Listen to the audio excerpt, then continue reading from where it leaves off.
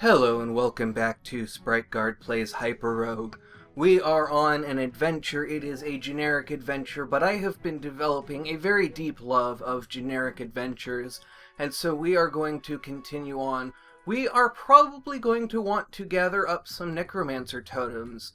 The benefit there is it's going to move us along on our Yendor quest, and it's also going to get us the dead orbs that we need since the Icy Land glitch was patched out in version 7.1, and so we are going to be reliant on dead orbs in order to find our way back to the orb from the key. Now, Yendor quest is not really high priority. It's getting the 9 types that we need to unlock Hell, and then getting the Demon Daisies so that we unlock the Cicadas is actually our main objective. But having dead orbs will give us some more options. The Orb of Yendor is a very powerful thing to have, and the more victory conditions we can go for, the better. I am really hoping that we will have a lot of things come out of this run, and one of them is I do want to get the Orb of Yendor. It's a quest that I really enjoy going on, and I think because it's the kind of the normal win, and it's easier than the Hyperstone quest, I think I neglect it a little bit more than I should. Now, as much as I want to finish out the graveyard, we also have a fjord over here, and this actually should wrap us up. And there's our fjord down there, so I have to get around the shadow. So, the reason we want to go out in the fjord is we want to have orbs of water and orbs of the fish. Orbs of water are native to the whirlpool, but also appear in the fjords if you have gotten 10 treasures. And the orb of the fish is the native orb, and so will even appear in the crossroads. And in order to get the shark achievement, we're going to need both of those.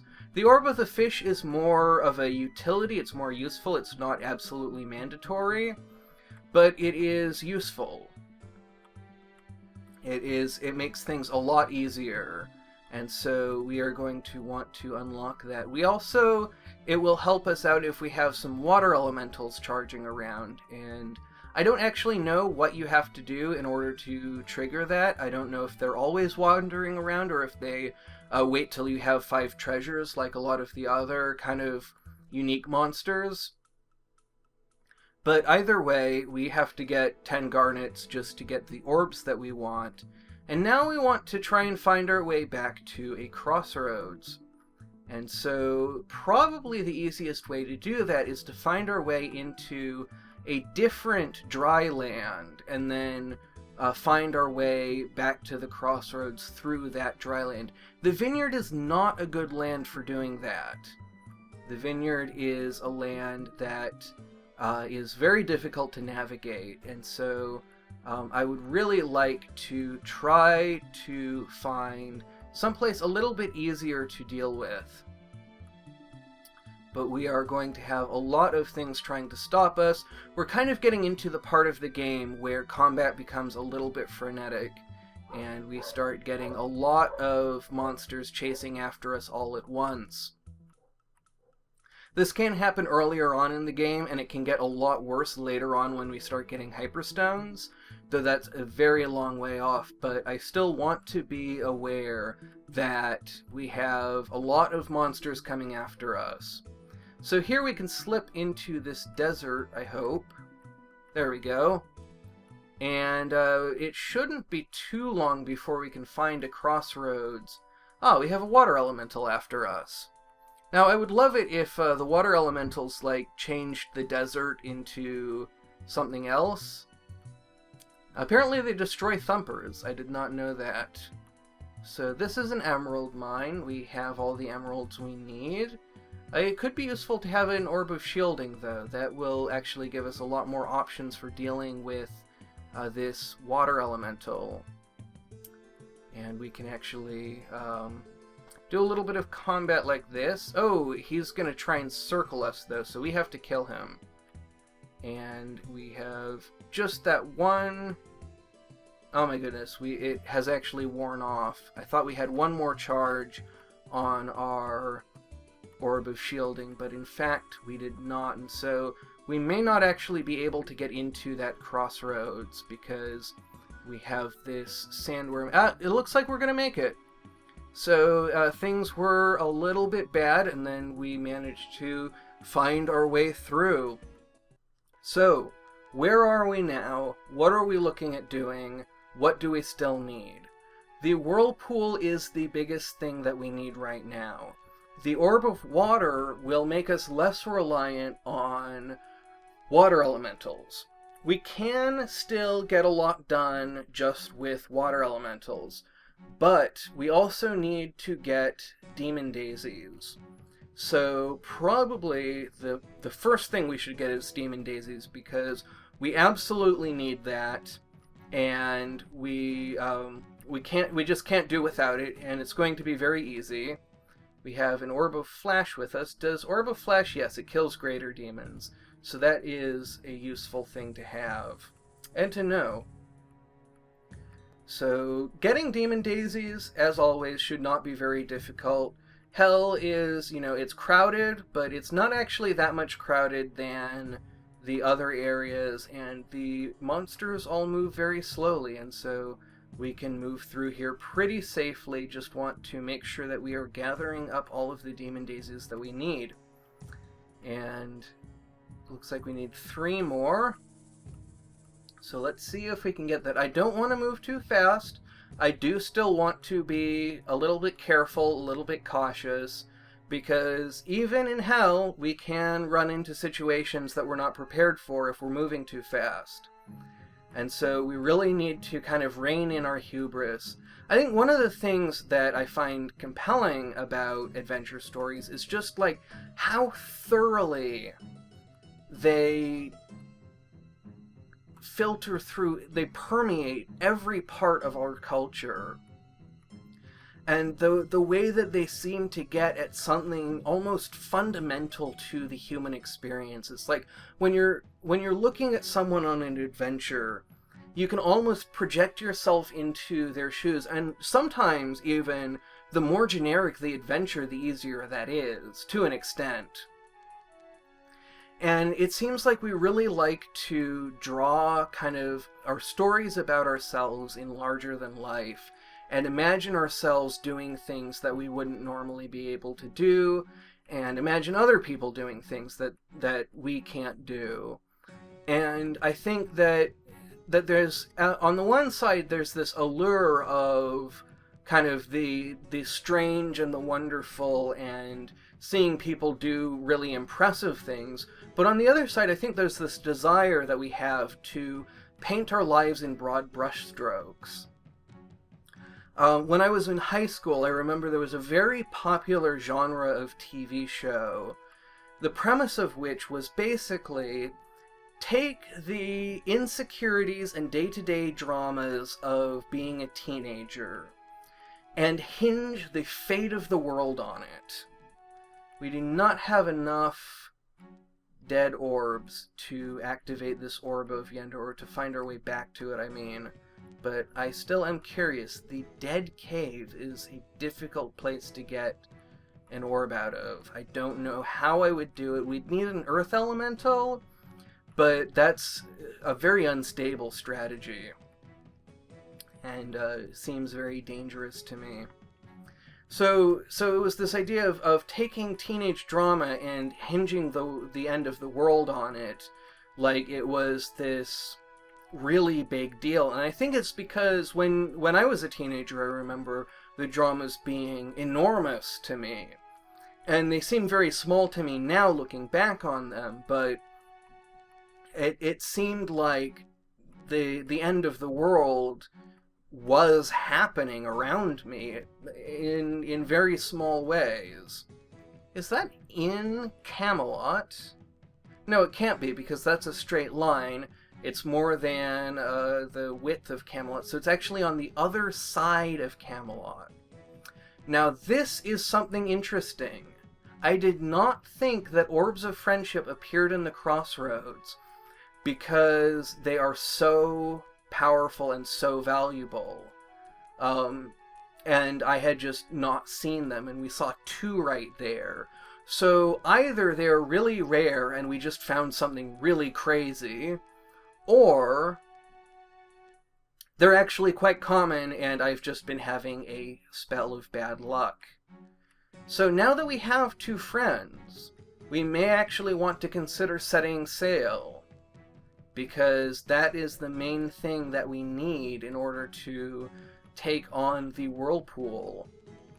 I am a little bit anxious, though. I am not certain that we will be able to do this, and I'm not ready to end this series yet. I talked a little bit before. I want this to be this kind of long, sprawling adventure. I think because of that desire to see something kind of impressive, one of the things that has always really been a kind of a trigger of impressiveness for me is scope and scale and size and adventure.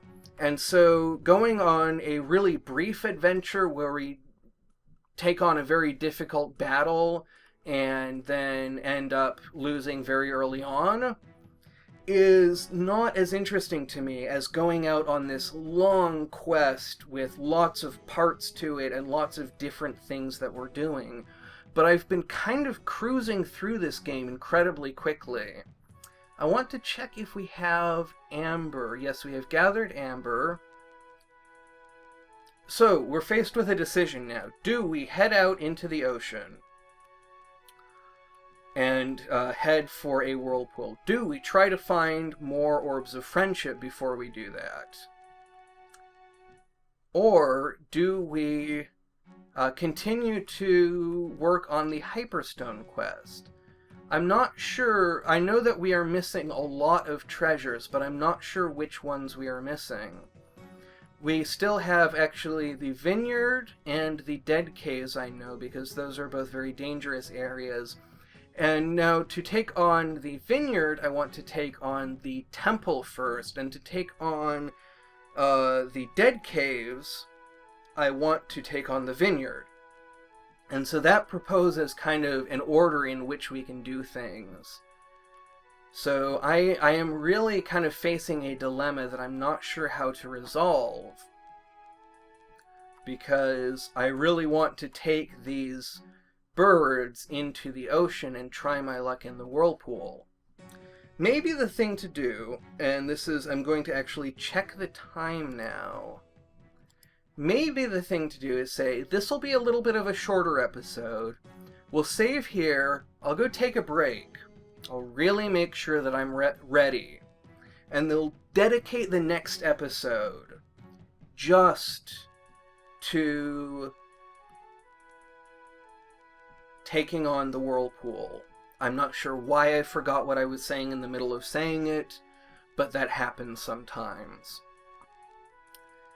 And I think it happens to everybody. I think it's fairly common, but it's a little bit embarrassing when it happens in the middle of an adventure. So, what we're going to do, we're going to look for an orb of safety. We're going to dedicate all of the next episode to the whirlpool. And we're going to take it very slowly, very carefully. We may even want another friend, though orbs of friendship do seem to be very rare. And 2 birds I think is enough. I have done it with 2. So then what we're going to do, I want to actually talk a little bit about what the long-term plan is, and my bird got stuck in the other land, and now we have to pull it out. So, what we want to do is we want to link up the Cocytus and the moat of Camelot. And then we want to lure a shark out of Cocytus through the link into the moat, and that will get us the achievement. And so that is, we have everything we need for that. Orbs of the fish are going to be very valuable for that, because they will let us move a little bit more freely through the water. Orb of Ether also is useful for that, So we may actually want to, in this episode, because I mentioned that we're not really at the point that I usually like to wrap things up, maybe the thing to do is actually to take on Relia, the temple, and then the vineyard is what we would do. And that could very easily lose our friends, but I think at that point we would just go and get more friends, which is a pretty callous thing to say, but you know what I mean because you've been paying attention this whole time, right? So, that means that Relia is actually what we're going to look for next. And there's possibly an opportunity, maybe we can cheese the vineyard, maybe we don't need to go into, let's see, have to be careful not to kill our birds. So, cheesing opportunities are not great. The vineyard is actually pretty difficult to cheese, and so I think really what we need to do is we need to find Relia. Now, it's easier to find from the ocean, but I would really rather not do that, if we can at all avoid it. And it should be easier to find. I mean, it should be easy enough to find from the crossroads. It's a fairly common land, unless something has changed massively, but I know that we've passed several Relias on the way. So it's just a matter of time before we find the next one.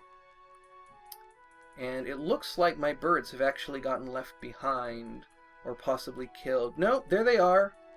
They're doing fine. They're just getting in a little bit of trouble, so we'll have to chop this back a bit, and they should be able to follow us just fine. So where is Relia? Where is it? I mean, it's, I think, supposed to be of unknown location. Ah, there it is. Deep beneath the sea. Looks like my birds have stunned a skeleton. So, okay, so getting into Relia is actually going to be a bit of a challenge, because we need enough time and maneuvering room to get our birds in. And so that's going to be challenging with this tentacle. It looks like we may have an opportunity here, but they need to be able to see me. Come on, come on, let's go. There we go. And now that they're in here, they should have an easier time of following me. It's just, they do tend to have a difficult time following me through those gates. And so I want to be really sure. So, I remember Fulgur actually told me what the scheme for Relia is, and it's basically every heptagon has a 50% chance to have a column. And then, when you have two columns that are adjacent to each other, just across a hexagon like this, there is a separate chance for a hexagon to fill that space, or for a column to fill that space. So, hexagonal columns, or I guess in this case, triangular ones, only appear when they connect heptagonal ones, and so they create clusters kind of similar to the desert. But you also have this sort of pillar-shaped pattern, I guess, is the only way that I can think of to describe it. But you have this pattern that is more reminiscent of the graveyard. And that is... okay, let's see, can we... there we go, got that. But it's a little bit more forgiving because there are these open spaces. And so instead of having... it's almost like you have three different kinds of obstruction. It looks like the tentacle has eaten the tame bomber bird, which caused a mine to drop, which the tentacle just stepped on, setting itself on fire. And now that bomber bird is not going to make it across. And so we have lost our friends, as I predicted we might. And so now we are just going to be looking at getting into the temple. And because we do want to be on a Hyperstone quest, I am going to finish out Relia, get all of the statues of Cthulhu, And I now know why they're green. I had always assumed that they were gold, because, well, partly because I'm colorblind, and partly because I think that's a reasonable assumption. But I read The Call of Cthulhu, and apparently they are this mysterious green material that nobody can identify, but that is very clearly ancient. Okay, so we don't actually need to get a book from every level, because of the way that books are computed. Basically, we just, as long as we have fewer books than the number of the level we are on, that's enough, and we can pick up a book. And we can actually block off that tentacle, and we can grab a couple more books. That's got us up to 4. I don't know how deep we are, but probably, okay, that's 5. Okay, 5. So we still have to go a little bit deeper in order to be able to get the 10 that we need in order to spawn Orbs of the Dragon. And I believe we can get one from this layer, and then we will need one from this layer. And that's got us up to 7. Can we get any more from this layer? I have lost track. No. Okay. So we want to head down in, and I want to once again remind myself not to take things too quickly. I'm rushing again because I'm so eager. There's so much that we are going to do that I think will be so fun. And there are so many steps in the adventure that we're taking. Let's see, is this... No, we need to go one layer deeper. And we can grab this book there, and we can make our way out. And getting out I usually find easier than getting in. I'm not sure exactly why, but it is something that I have always noticed. I don't know if it has to do with the tentacle AI or the way they spawn, or just that I'm not looking for books. But whatever it is, I definitely find it easier to get out than to get in. But because I'm not concentrating as much on gathering treasures and kind of what's right in front of me, because I have a little bit more ability to look ahead at what's coming up, it always feels like it takes longer to get out than to get in, because it feels like every layer that I go through on my way in, I'm thinking about getting a grimoire, and I'm thinking about combat, and then I kind of don't really notice how many I've gone through. But on the way out, I just kind of notice, boy, we've gone through a lot of these, and we have not found the exit yet. But indeed, we have found the exit, so we are now able to spawn Orbs of the Dragon. We want to find our way to a crossroads. Getting to a crossroads, well, I was about to say getting to a crossroads from Relay can be a bit tricky, but apparently not today it isn't. So, now is the time when we are going to grab an Orb of Safety. But we're not actually going to end up dedicating the next episode to the Whirlpool. We're going to probably have one more episode before then, where we take on the Vineyard. And once we've taken on the Vineyard, we will have Orbs of Ether available to us. Orbs of Ether will be really necessary for dealing with water elementals when we are trying to kite them around. So it may be that we will be able to avoid the Whirlpool entirely. Though I want to be a little bit careful, because trying to avoid the Whirlpool has gotten me killed, so I don't actually know that that is any better. We also have 23 dead orbs, so we have more than enough to take on a Yendor quest if one appeals to us. But for now, thank you very much for watching, and have a great rest of your day.